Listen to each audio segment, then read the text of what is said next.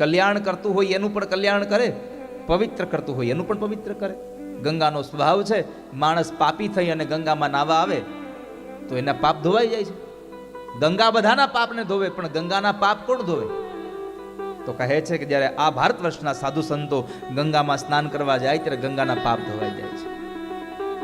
ભગીરથ મહારાજ જ્યારે ગંગાજીનું અવતરણ કરતા હતા, ગંગાજીને પ્રાર્થના કરી, તમે મારા પિતૃઓના ઉદ્ધાર માટે પધારો માં. ગંગાજી આવવા માટે તૈયાર થયા, પણ પ્રશ્ન કર્યો કે હું જગતમાં આવું, હું જગતના લોકોના પાપ ધોઈ દઉં, પણ એ લોકોના પાપનો જથ્થો મારામાં ભેગો થાય તો એ પાપ કેમ ધોવાય?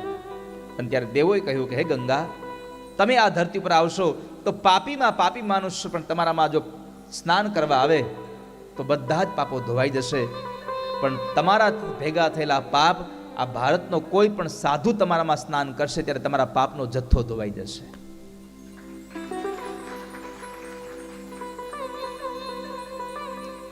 તો કલ્યાણ કરનારી વસ્તુને પણ કલ્યાણ કરે અને પવિત્ર કરે, એને પણ પવિત્ર બનાવે અને કૃષ્ણની પ્રાપ્તિ કરાવે એવું સાધન અમને બતાવો.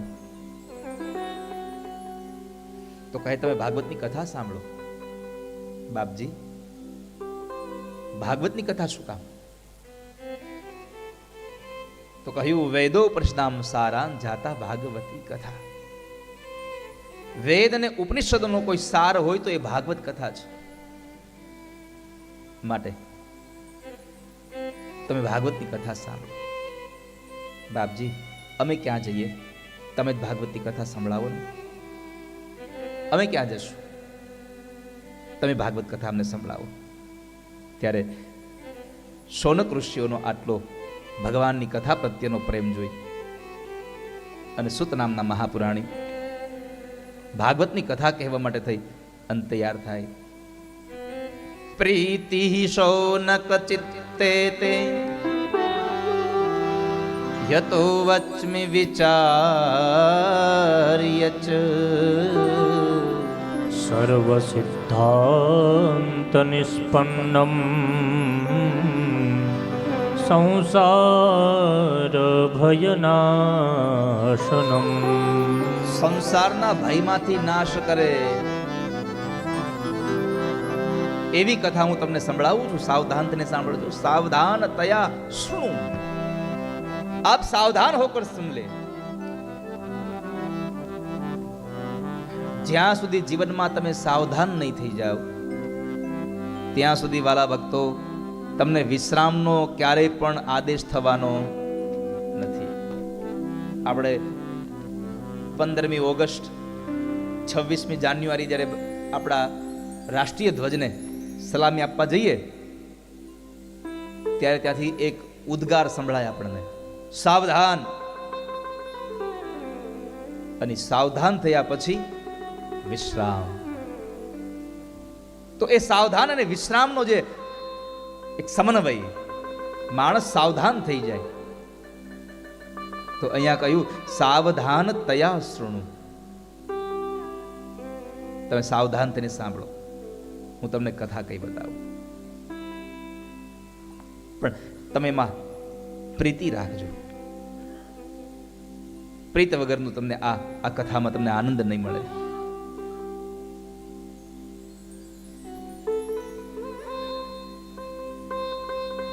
સંસારના ભયમાંથી છોડાવે. સંસારનો ભય શું છે? સૌથી મોટો ભય છે હું મરી જઈશ તો. હું મરી જઈશ તો શું થશે? સૌથી મોટો ભય છે. આ દુનિયામાં કોઈ ક્યારે અમરપટો લઈને આવ્યું નથી. કેટલાય સંતાનો મરી ગયા તોય મા બાપને જિંદગી જીવાય છે. કેટલાય મા બાપ મરી ગયા તો સંતાનો પણ એની જિંદગી જીવે છે. આ દુનિયામાં કોઈના વગર કંઈ અધૂરું રહી જતું આપણે કહીએ છીએ. આ દુનિયામાં બધા વગર રહી શકાય, એકમાત્ર પરમાત્મા વગર તમે ન રહી શકો. ઈશ્વર વગર તમે ન રહી શકો. પ્રભુનો તમને સાથ જોઈએ છે, ઈશ્વરનો સાથ જોઈએ છે. કાલ વ્યાલ મુખગ્રાસ ત્રાસ નિર્ણાશ હેતવે શ્રીમદ્ભાગવતમ શાસ્ત્રમ કલોકિરેણ ભાષિતમ કલૌ કિરેણ ભાષિત.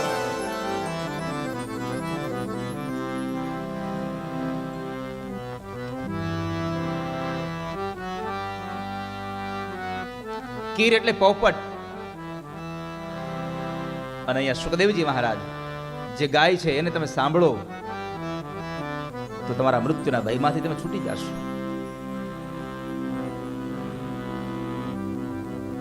મૃત્યુનો ભય છોડાવે, મૃત્યુમાંથી નહીં છોડાવે. હા, આ વાત યાદ રાખજો વાલા ભક્તો. મૃત્યુનો કેવલ ભય છોડાવશે, મૃત્યુમાંથી નહીં છોડાવે. કેમ કે આ સંસારનો નિયમ છે, જે આવે છે એ જાય છે, જે જાય છે એ પાછો આવે છે.